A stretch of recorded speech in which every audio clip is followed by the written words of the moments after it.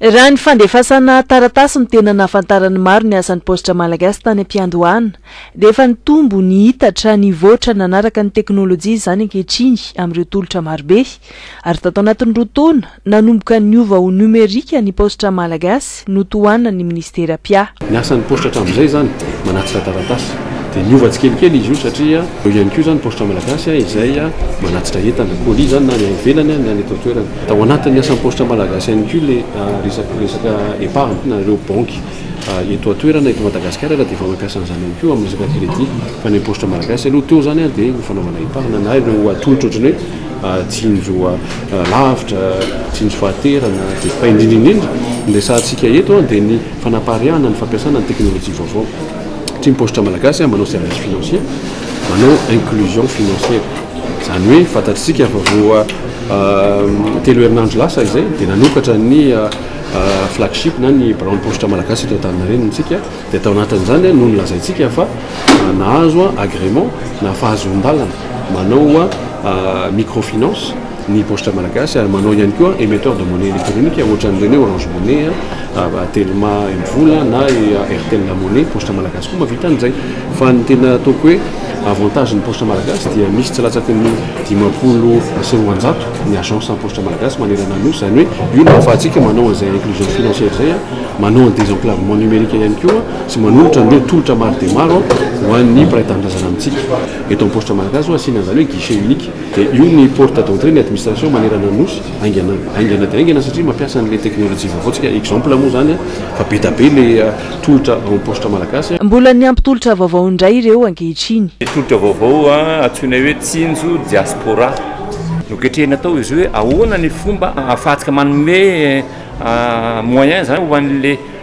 diaspora malagasy mipetraka any ivelany. Manokatra compte izy any andafy fa aty ho compte no mipetraka dia mandefa vola avy any andafy izy dia miditra direct amin'le compte-ny aty tsy mandalo tanan'izanizy. Zany zao vokatra vaovao vokarintsika androany. Faharoa manaraka an'izany dia misy koa le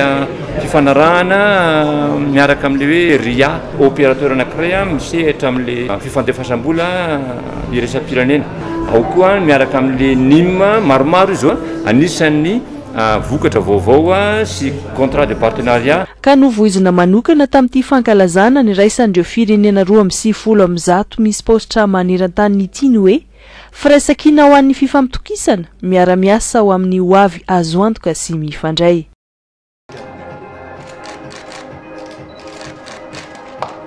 Digital Center eto Antaninarenina no nametrahana ity fototra goavana ity anomezana sehatra ny fampiroboroboana ny fandrarana, ny fifandraisana ampanjifa, anomezana sehatra ireo tanora amin'ny fampiroboroboana ny aitao arakajy mirindra. Fantatsika tsara amin'izao fotoana izao fa maro ireo tanora malagasy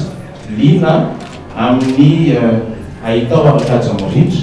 ary ao ihany koa ireo ataontsika hoe petite et moyenne entreprise dia androso dia izay indrindra no antony nametrahantsika any Digital Center ity mba ahafahantsika manao sy miroborobo kokoa amin'ny resaka entrepreneuriat sy ny resaka incubation io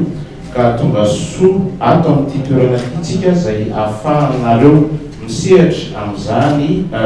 asa zany. Tanora maro no azo tombony manokana. Tanora malagasy ireo izay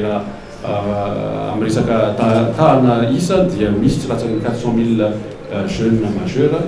miditra amin'ny sehatry ny fiasana ka ireo 400 000 eo zany mba tsara ho an'izareo koa manolotra zao toerana zao ahafahan'izareo mifampiresaka mifanerasera amin'ny fitsidihana ity Digital Center ny MNDPT ity fa dia misokatra ho antsika zany izy à partir ny androany dia miaka mety hoe misokatra dans la journée dans un premier temps fa vu zany tanjona dia hoe misokatra 7 jours sur 7 sy indrindra 24 heures sur 24. Ny ampiankoiny ny Tikbus. Teo aloha zany efa misy raha isaky ny faritra fa nampiana amin'izay le izy ary kelikely le teo aloha amin'ity mitondraka kosa dia tena natao zay nampangeza anazy a sady camion tsy mataho-dalana izy ity afaka tena hoe mandeha manerana ny nosy a na ratsy ny lalana na tsara ny lalana ahafahantsika mitondra an'izay fanapaharehana ny fampiasana ny teknôlôjia vaovao zay ka zay ny mampasamihafa anazy a ary tafiditra olona maro dia maro raha ny teo aloha raha latsaky ny folo ny olona afaka miditra amin'ny éthique bus izao kosa efa mihoatra ny tsy latsaky ny telopolo ny afaka ampidirina anatin'le éthique bus io zany a afaka mandeha amin'ny herinaratra azo avy amin'ny masoandro ary ny connexion internet raha ohatra toerana misy connexion internet dia box nampiasaina fa raha tsisy connexion internet dia connexion satellite avy hatrany nampiasaina zany hoe tena any akodaoda sy any amin'ny tany lavitra andrina any zany dia mahazo internet nandritra ity fotoana ity ihany koa ny nanomezana loka sy fankasitrahana ho an'ireo atleta sy staff teknika teo amin'ny taranja atletisme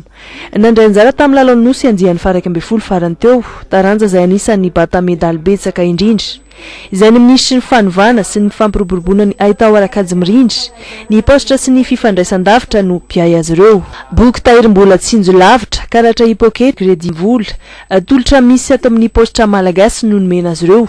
sady ny fanindran-dalana indrindra atao anatin'ny fankalazana ny andro maneran-tany ho an'ny postra raha teo izany